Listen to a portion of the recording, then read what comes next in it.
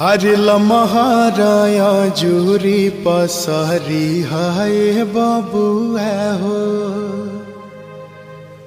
लमहर कुल परिवार है।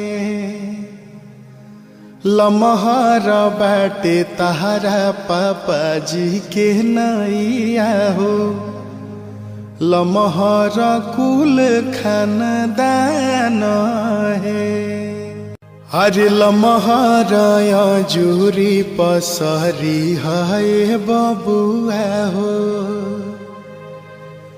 लमहर कुल परिवार है। लमहर बाटे तहरा पापा जी के नैया हो।